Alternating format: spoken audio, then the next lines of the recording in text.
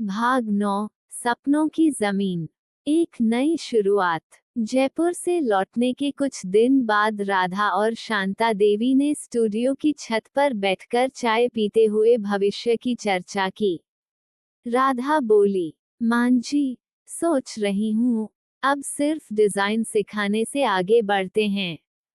एक training centre खोलते हैं, सिलाई, कढ़ाई, कंप्यूटर, बोलचाल की अंग्रेजी, सब कुछ। गांव की लड़कियां आत्मनिर्भर बने। शांता देवी की आंखों में चमक आ गई। एक ऐसी जगह जहां औरतें अपने सपनों को सिलाई मशीन नहीं, पंख बना सकें। दोनों ने नाम रखा उड़ान केंद्र। रुकावट की शुरुआत, पर सपना जितना बड़ा था, उतनी ही बड़ी थी चुनौतियां। राधा और अमन ने मिलकर पास की खाली जमीन की पहचान की। वह पंचायत की जमीन थी जो वर्षों से खाली पड़ी थी। उन्होंने पंचायत में आवेदन दिया कि वहां महिला प्रशिक्षण केंद्र खोलना चाहते हैं। सब कुछ ठीक लग रहा था, लेकिन तभी अचानक एक नया मोर्चा खुल गया। पंचायत सदस्य हरिराम यादव, जो पहले से ही राधा की बढ़ती पहचान से चिढ़े हुए थे, विरोध में उतर आए। एक औरत पूरे गांव को सिखाएगी। पंचायत की जमीन ऐसे नहीं मिलती। ये सब दिखावा है। उन्होंने अफवाहें फैलानी शुरू कर दी। राधा जयपुर से लौटकर घमंड में है। अब सरकारी जमीन पर कब्जा करना चाहती है। मानसिक दबाव। राधा को हर दिन पंचायत के दफ्तर बुलाया जाने लगा। दस्तावेज में कमी बताई जाती, कभी अधिकारी आते और खाली लौट जाते। अमन बार बार कहता, राधा, छोड़ो ये लड़ाई। घर, स्टूडियो और आशा ही काफी हैं। राधा थक रही थी, पर शांता देवी पीछे हटने को तैयार नहीं थी। अगर तू अब रुकी, तो हर छोटी लड़की जिसे तुझसे उम्मीद है वो हार मान लेगी। राधा ने मांझी का हाथ थामा, आप साथ हैं न? शांता देवी बोली, हमेशा। जब तू गिरी थी, मैंने तुझे उठाया। अब जब तू खड़ी है, मैं पीछे खड़ी हूँ दीवार बनकर। जवाबी हमला। राधा ने अगले दिन गांव की सभी महिलाओं को स्टूडियो बुलाया। वहां उसने खुलकर बात की। अगर हम सब मिलकर इस ट्रेनिंग सेंटर के लिए आवाज उठाएं तो पंचायत को सुनना होगा। ये जमीन हमारी है, हमारे हक की है। 50 से ज्यादा महिलाएं उसके साथ खड़ी हो गईं। उन्होंने दस्तखत अभियान शुरू किया पूरे गांव में। शांता देवी हर घर गईं, मेरी बहू अपने लिए नहीं, आपकी बेटियों के लिए लड़ रही है। फैसले का दिन। पंचायत की खुली बैठक में 500 से ज्यादा लोग आए।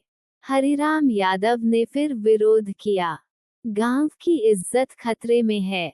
औरतें घर से बाहर निकलने लगी हैं।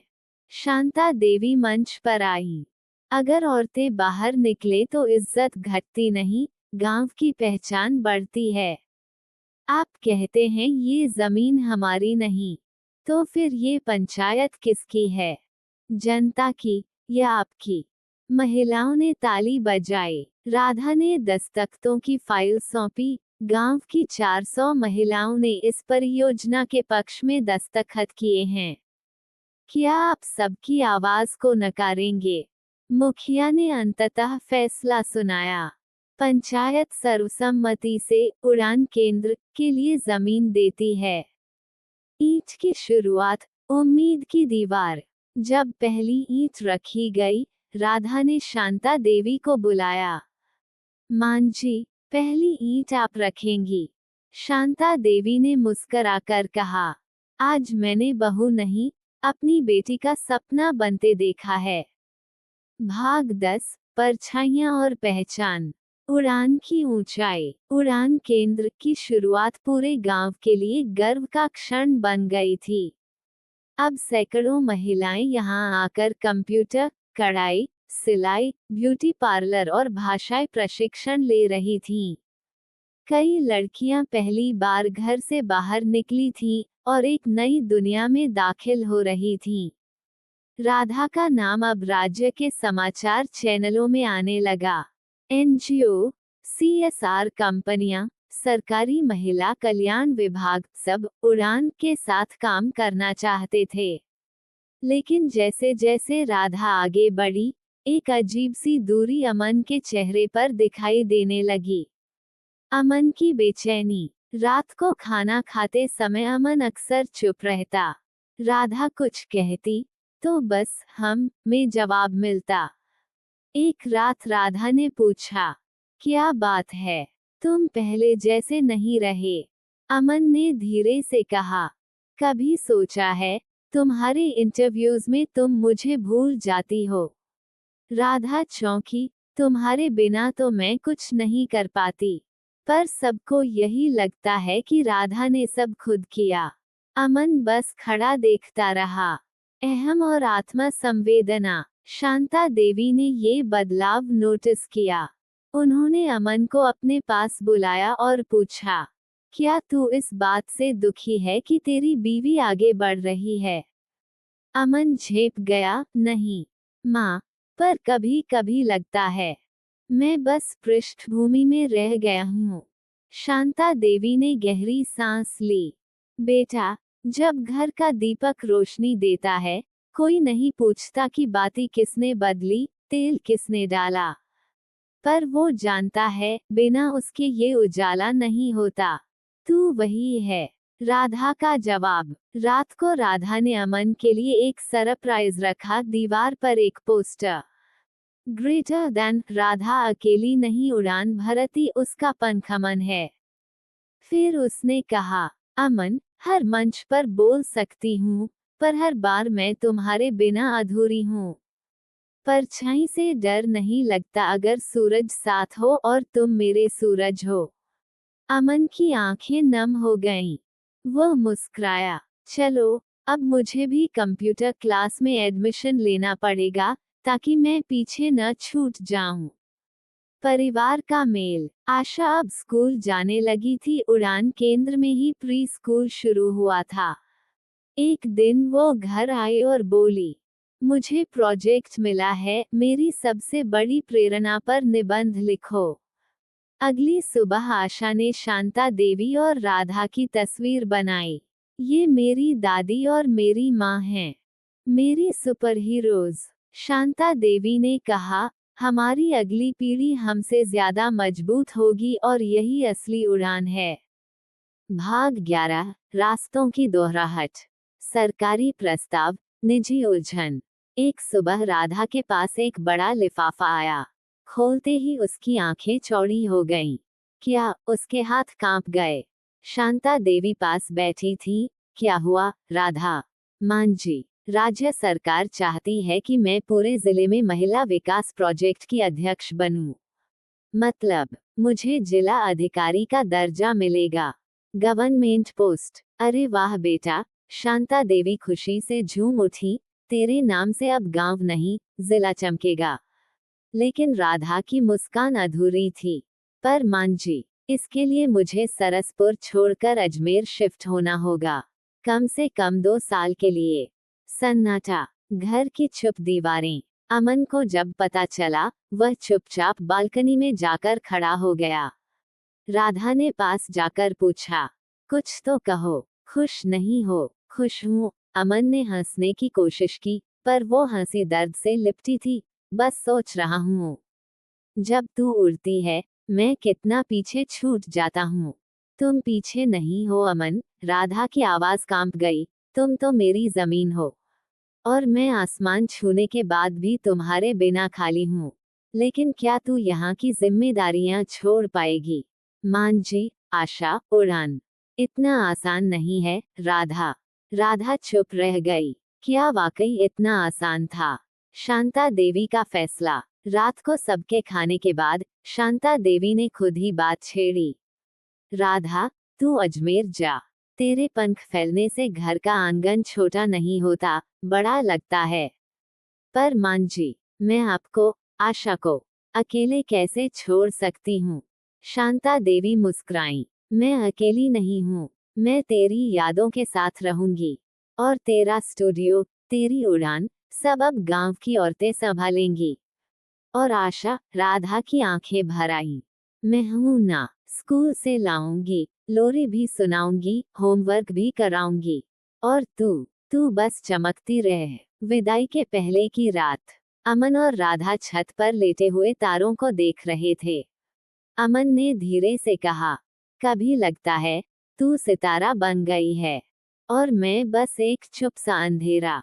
राधा हंस पड़ी। अरे बुद्धू, सितारे तभी तो चमकते हैं जब आसमान काला हो। तू वो आसमान है जिसमें मैं जिंदा हूँ। दोनों देर तक हंसते रहे। फिर अमन बोला, जाना है तो जाओ, पर हर संडे वीडियो कॉल फिक्स है, ओके? नॉट नेगोशिएबल, राधा ने मजे से कहा। और आशा की मुस्कान, मांझी की कहानियां और तुम्हारा ख्याल, सब पैक करके ले जाऊंगी दिल में। भाग 9, दूरियां नहीं, दरारें। अजमेर की हकीकत। राधा जब अजमेर पहुंची तो लगा जैसे एक नई दुनिया में आ गई हो। सरकारी कुर्सी, बंगला, कार, सब कुछ था, पर उस चमक दमक के नीचे बहुत कुछ धंसा हुआ था। मैडम जी, यहाँ बिना सिफारिश के कोई प्रोजेक्ट पास नहीं होता, एक अधिकारी ने पहली ही मीटिंग में टेढ़ा जवाब दिया। क्या मतलब? मेहनत और काबिलियत का क्या? राधा चौंक गई। वो सब किताबों में अच्छा लगता है, जमीनी काम में सेटिंग चाहिए। वह हंस पड़ा। राधा का खून खौल उठा। मैं ऐना हूँ, सेटिंग नहीं। पर जल्द ही उसे समझ आ गया, सरकार के भीतर काम करना उतना आसान नहीं था जितना गांव में बदलाव लाना था। शांता देवी की चुप चिट्ठियां। उधर सरसपुर में शांता देवी की तबीयत कुछ कुछ बिगड़ने लगी थी, लेकिन उन्होंने राधा को कुछ नहीं बताया। हर रविवार राधा कॉल करती। मांझी कैसे हैं? आशा तो पढ़ाई में धमाल कर रही होगी न? सब ठीक है बेटा, तू बता, नई ऑफिस में सब तेरा ही नाम लेता होगा। शांता देवी अपनी तकलीफ हंसी में छुपा लेती। पर एक रात आशा ने फुसफुसाते हुए वीडियो कॉल पर कहा, मम्मा, दादी हर रात है, पर कहती हैं मैं बस थक गई हूँ। राधा सन रह गई। राधा का तूफान। राधा ने अगले ही दिन अपने सचिव से कहा, अभी की अभी मुझे 7 दिन की छुट्टी चाहिए। पर मैडम, कल मुख्यमंत्री के साथ समीक्षा बैठक है। मुझे फर्क नहीं पड़ता, कोई मीटिंग मेरी माँ से ज्यादा जरूरी नहीं। राधा उसी रात ट्रेन पकड़कर सरसपुर लौट आई। घर का दरवाजा खुलते ही शांता देवी सामने खड़ी थी। क्या तू सच में आ गई? हाँ मांझी, आपसे ज्यादा कुछ भी जरूरी नहीं है। कुछ भी नहीं। राधा ने उन्हें कसकर गले लगा लिया। असली हालत, डॉक्टर ने कहा, शांता जी को सिर्फ दवाइयों की नहीं, आराम और अपनों की जरूरत है। ये थकान नहीं, मन की छुप बीमारी है। राधा को सब समझ आ गया। मांझी ने खुद को मजबूत दिखाने की पूरी कोशिश की थी, पर अकेलापन, जिम्मेदारियां और राधा की दूरियां उन्हें भीतर से तोड़ रही थीं। राधा फूट पड़ी। मैंने तो उड़ान भरी, लेकिन आपके बिना क्या फायदा ऐसे उड़ने का जहां मेरी जड़ें ही सूख जाएं। अमन की चुप सहमति। अमन धीरे से बोला, राधा, तू चाहे तो वापस मत जा, हम यहीं से फिर शुरुआत करें। तुम नाराज नहीं हो? राधा ने पूछा। नहीं, अब समझ गया हूँ तुम्हारी जीत में हम सबका वजूद है। लेकिन तुम भी इंसान हो, तुम्हें भी सहारा चाहिए, और वो हम हैं। राधा रोते हुए मुस्कराई। तुम्हारा प्यार मेरी सबसे बड़ी ताकत है, अमन। उड़ान की वापसी। कुछ ही हफ्तों में शांता देवी ठीक होने लगी। आशा के चेहरे पर रौनक लौट आई। राधा ने अजमेर की पोस्ट से इस्तीफा दे दिया, लेकिन एक शर्त पर। ग्रेटर देन मैं अजमेर में रहूं ना रहूं, वहां के लिए काम करूंगी। उड़ान अब केवल सरसपुर तक सीमित नहीं रहेगी। राधा ने एनजीओ के जरिए पूरे जिले में सेंटर खोलने का प्लान तैयार किया। रिमोट सुपरविजन, लोकल लीडर्स और डिजिटल ट्रेनिंग। अब वो एक ही साथ माँ भी थी, बहू भी, नेता भी, और हर उस लड़की का सपना भी जो उसे देखकर आगे बढ़ना चाहती थी। भाग 13, उड़ान एक विरासत। महिला समागम, सरसपुर का इतिहास। 5 साल बाद सरसपुर अब पहले जैसा गांव नहीं रहा था, ये अब एक प्रेरणा स्थल बन चुका था। गांव की गलियों में अब लड़कियां मोबाइल लेकर डिजिटल क्लासेस करती थीं, महिलाएं अपने नाम से छोटे कारोबार चला रही थीं, और हर कोने में आत्मविश्वास था। आज पूरे राज्य का महिला सशक्तिकरण सम्मेलन सरसपुर में हो रहा था। हजारों महिलाएं आई थीं, मंत्री, आईएएस अफसर, एनजीओ प्रमुख, और सबकी जुबान पर था एक ही नाम, राधा राठौड़। राधा का भाषण दिल से। राधा मंच पर आई, माइक उठाया, लेकिन फिर उसने गहरी सांस ली और कहा, आज मैं जो कुछ हूँ। उसकी शुरुआत एक रसोई से हुई थी, जहाँ मैंने रोटियां बनाई, आंसू पोंछे, और एक माँ के हाथों तारांकन हिम्मत की रोटी खाई। वो मेरी सास थी, शांता देवी। तालियों से मैदान गूंज उठा। मैं यहाँ सिर्फ एक औरत की जीत का चेहरा नहीं हूँ, मैं एक बहू की समझ, एक माँ की सीख, और एक पति की साझेदारी की मिसाल हूँ। और सबसे बड़ी बात, ये उड़ान सिर्फ मेरी नहीं, हम सबकी है। शांता देवी का तोहफा। सम्मेलन के बाद शांता देवी ने राधा को एक पुराना संदूक दिया। राधा हैरान, ये क्या है मान जी?